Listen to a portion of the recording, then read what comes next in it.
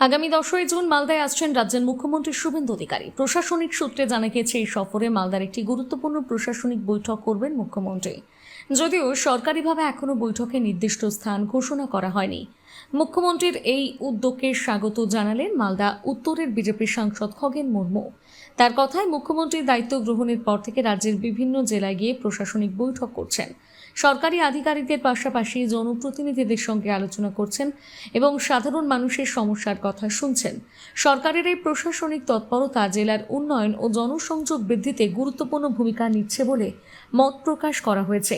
এছাড়া সীমান্ত এলাকায় অনুপ্রবেশ রোধ এবং ভারত বাংলাদেশ সীমান্তে কাঁটাতারের বেড়া নির্মাণের কাজ জোর কদমে এগিয়ে চলছে বলে দাবি করেন সাংসদ।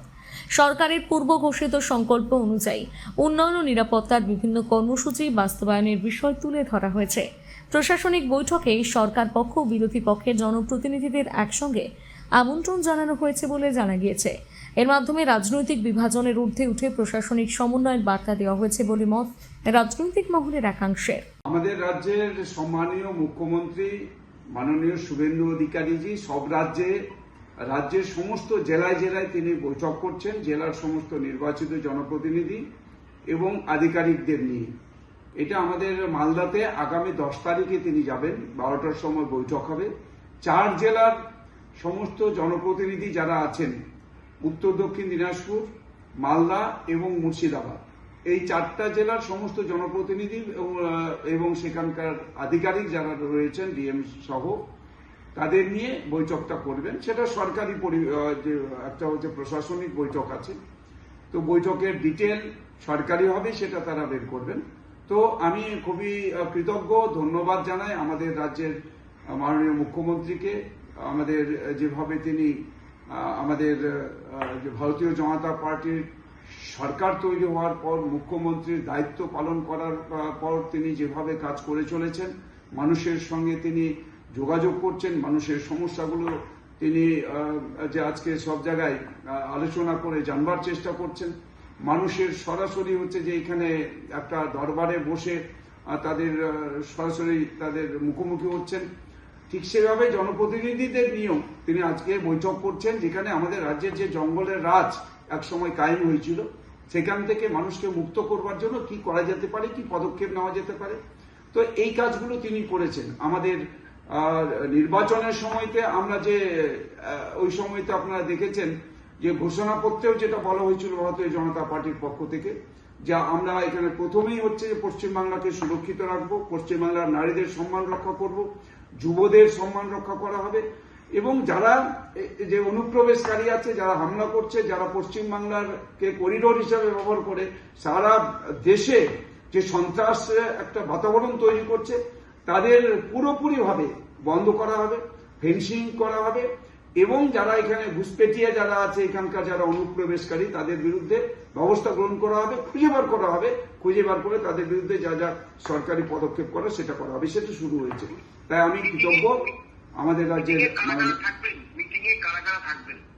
মিটিংয়ে সমস্ত জনপ্রতিনিধিরা থাকবেন, যারা জনপ্রতিনিধি তারা থাকবেন এবং সরকারি আধিকারিকরা থাকবেন।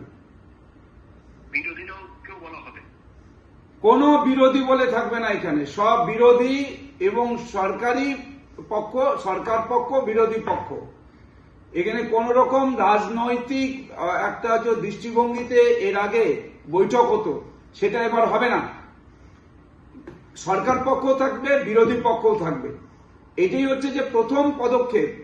এটাই আজকে আমি ধন্যবাদ জানাই আমাদের রাজ্যের মাননীয় মুখ্যমন্ত্রী সম্মানীয় শুভেন্দু অধিকারীকে, যে আজ তিনি কোন রকম যে দুটো দল দুটো ভাগ রাজনীতির একটা হচ্ছে যে ভাগাভাগি, এই সমস্ত এবার তিনি করছেন না, সবাই একসঙ্গে থাকছেন এবং সবার কথা শুনছেন।